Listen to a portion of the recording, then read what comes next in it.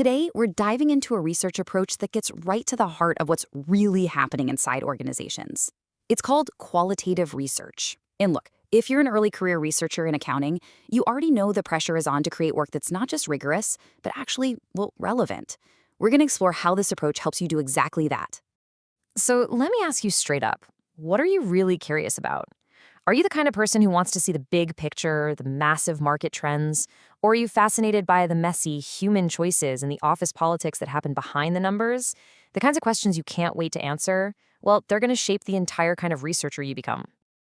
For a long time now, people have talked about this gap. One researcher even called it a schism, which sounds pretty dramatic, right?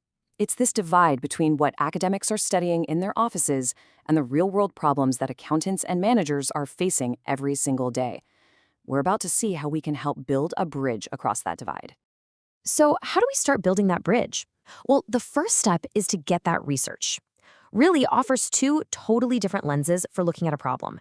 And this isn't about which one is better. Not at all. It's about knowing that they're designed to answer completely different kinds of questions.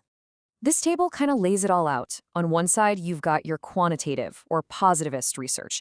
Its goal is to explain and predict things. You're working with huge data sets to test a very specific hypotheses. But on the other side, you have qualitative or interpretive research. Its goal is totally different. It's to describe and, most importantly, to understand.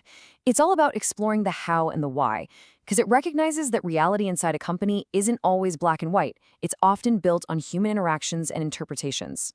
So, think of it like this. Quantitative research is your telescope. It's super powerful.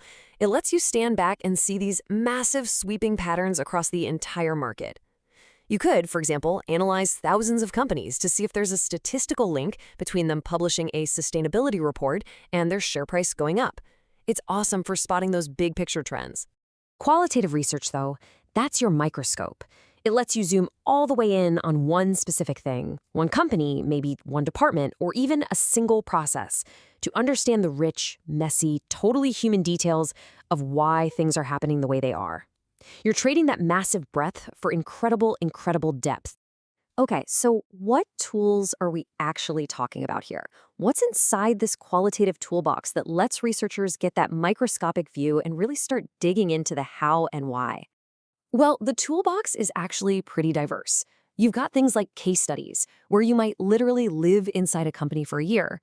And then there are in-depth interviews, where you get to hear the real stories behind the balance sheet. Each of these methods gives you a unique window into that rich, contextual world.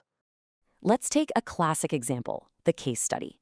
Instead of just looking at budget reports from a distance, a researcher might go into a company to see firsthand how managers actually play games with budgets. They uncover the informal rules, the little tricks, the human behaviors that make the official system work, or sometimes not work at all.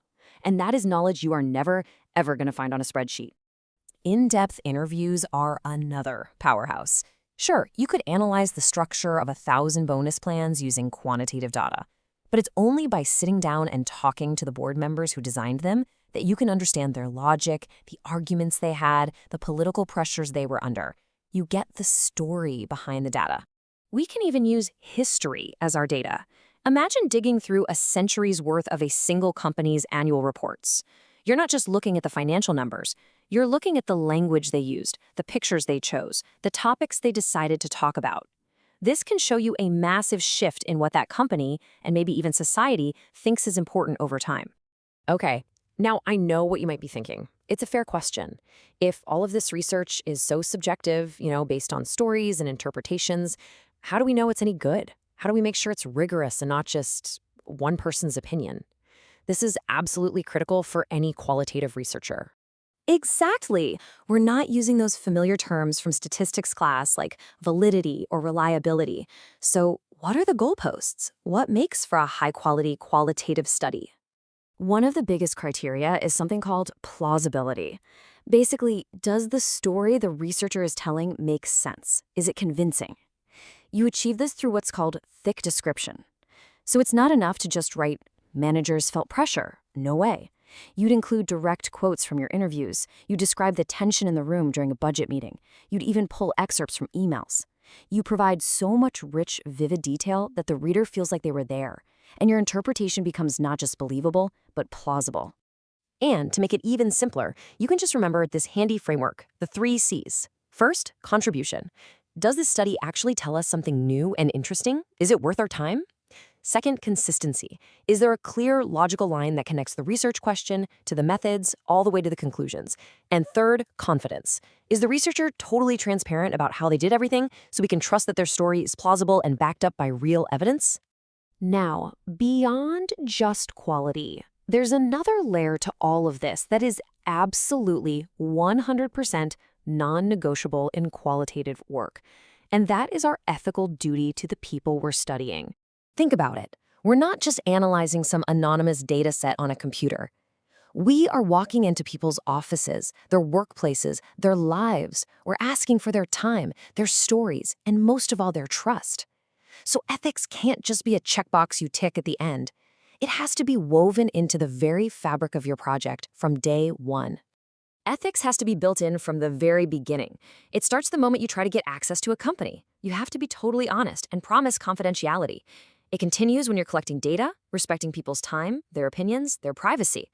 It's crucial when you're writing up your findings. You have to be so careful to protect their identities by disguising names and companies.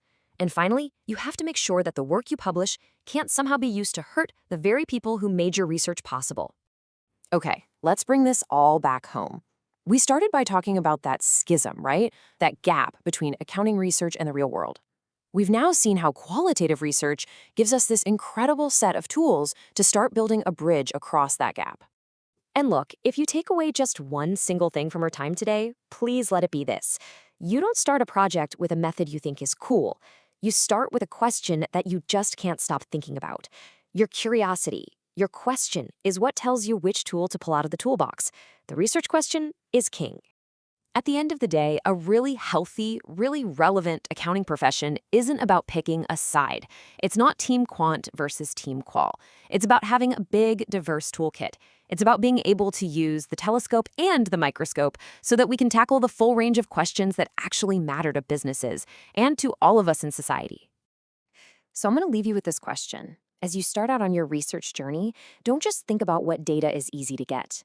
Think about what we just don't know yet.